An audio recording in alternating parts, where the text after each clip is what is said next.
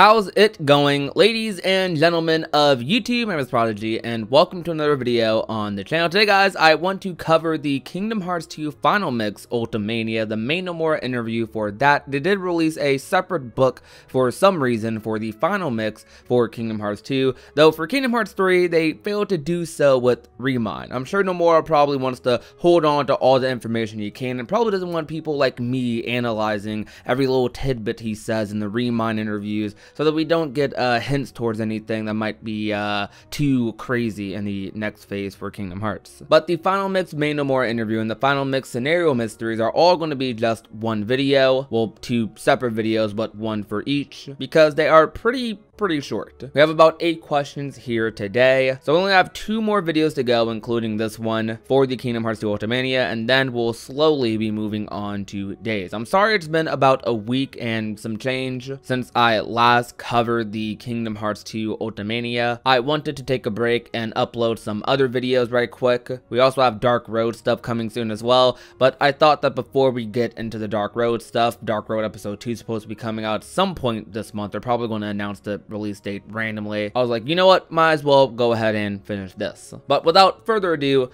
let's go ahead and get right into it. About the new Kingdom Hearts title that will be announced after summer this year, 2007, will that be a direct sequel? I'm not sure how much I can say, Blast. I'll start by saying that it's not Kingdom Hearts 3. Oh my gosh, this is so funny to read that. Probably just shattered the interviewer's dreams. So this game will be a side story? That's right. My own feelings are that I would like to give Sora a break from large adventures for a little while, so I'm thinking of making the next game story focus on other characters. So by a little while, do you mean that Sora's journey from Kingdom Hearts 2 hasn't finished? Yes, if you're talking about the mysteries that started from Kingdom Hearts 1, then those were all revealed. In the ending of Kingdom Hearts 2, there was a scene where Sora received a letter from the king. For Sora, I would like you to consider this as a new beginning. The truth is, until the very end, I was considering whether or not to include a scene showing them setting off on a journey after reading the letter. But I think the first question was pretty hilarious, because I'm just imagining like this interviewer's like face when Nomura said it's not Kingdom Hearts 3.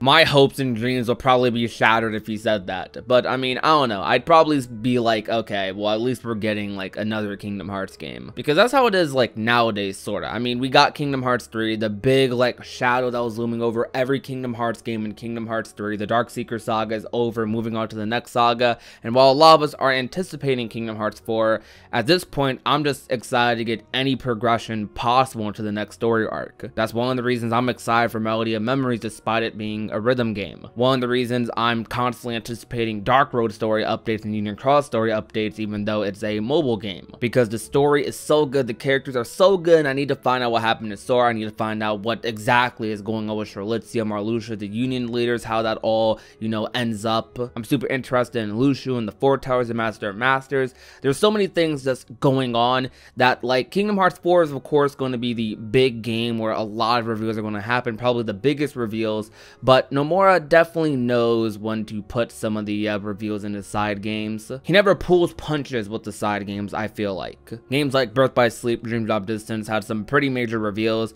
and honestly speaking, if you went from Kingdom Hearts 2 to Kingdom Hearts 3, you'd be completely confused on the lore in every single way. You want to know who Master Xehanort is, you want to know who Terranort is, or you would barely know who Terranort is. You'd be like, who's young Xehanort? Who's Vanitas? Who's Ventus? Aqua, Terra? Why do we need to save them? Like, there's so many things you just wouldn't know if you went from 2 to 3 and didn't play all the games in between. And I feel like a similar thing is probably going to happen between KH3 and Kingdom Hearts 4. You're going to need to play Melody of Memories. You're going to probably need to catch up on Dark Road and Union Cross and whatever other games are coming after. But continuing though, so let's talk about this new story, which doesn't have Sora as the main character. What sort of story will it be? Well, I need to start with the story depicted in a Birth by Sleep. Aside from that, there's the story of how the king found his Keyblade in the world of darkness and other things like that. Myself, one of the things I want most to do is give Roxas more of a role to play. Sorry, I messed up reading there. I think it will be interesting to flesh out more of the year he spent between his birth and disappearance, or making Riku the main character and writing about his desperate fight while Sora was asleep, and things like that. You get the impression that Riku summoned Roxas to a place of shadows, and that Riku is a master of shadows, so I would like to give him more exploration in the game. Will there be anything different in the game system? I'd like to try something a little different to the previous games in the Kingdom Hearts series. I'm not just talking about the next game,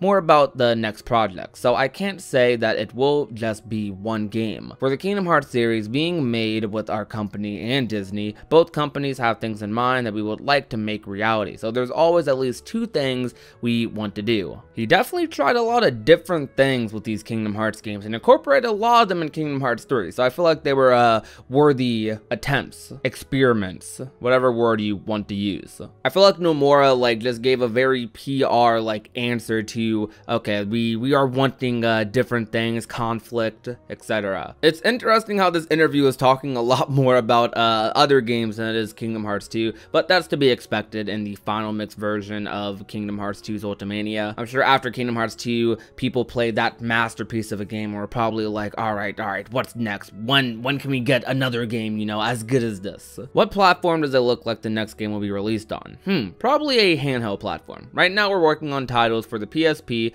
Final Fantasy VII Crisis Core, Nintendo DS, This Wonderful World, and for mobile games, Monotone, so I wouldn't be surprised if it were on any of those platforms. Is there any chance that this game may be released on multiple platforms? We haven't considered that in the development. If possible, I would like to make a system that suits the platform, but in contrast, in terms of ideas, I would want ideas that could be released on any platform. The more I hear about the next game, the more exciting it sounds, but for the fans, the first thing to do is to see Kingdom Hearts 2 Final Mix's secret movie, isn't it? Yes, I'm worried that we made the conditions for getting the secret movie too hard, but through reading this guide, I hope the readers will be able to see the secret movie. Finding a way to defeat the new boss is tough, but I've seen it done, so I know it's not impossible. Laughs. If you're able to see the new secret movie and turn your thoughts to the next Kingdom Hearts, I'd be very happy. Kind of a similar thing going on with Kingdom Hearts 3 and Yozora, huh? I had comments on one of my last videos talking about how a lot of people did not see the secret ending or the good ending to the Yozora fight. Never even looked it up. A lot of my friends who haven't beat Yozora, they were just like, screw it, I'm just gonna look this up. I'm not gonna beat this fight anytime soon. A lot of people didn't even do that. A lot of people didn't even think to look on the internet for the good ending. They're just like, alright, well, I can't beat the fight. I got the bad ending. That's it. I'm done. Never looking at the good ending. Is there a good ending? I don't know. Just crazy, man. And to put another layer on that, actually, with Limit Cut, a lot of people haven't beat Limit Cut either. I dare say most people have only been Remind. A lot of people haven't been Limit Cut fully. A lot of people have not been Yozora. There's so many people that don't even know what happens at the end of Limit Cut because it was so hard. I mean, Remind was such a interesting thing because on one hand, it definitely catered to hardcore fans quite a bit. Combo gameplay freaks such as myself and others in the community loved the crap out of Remind, are still playing it constantly to this day. Though people who are more so into Kingdom Hearts for mostly story, they're not as into gameplay. When they play the game, they're mostly mashing, playing on beginner or whatever suits them the most, right? Which is fine. But the Data bosses and Yozora are hard no matter what difficulty you're on. And they're forced to learn the fight, but they don't really have the energy to. And it kind of sucks for those people, and those people ended up not liking Remind as much as a whole product.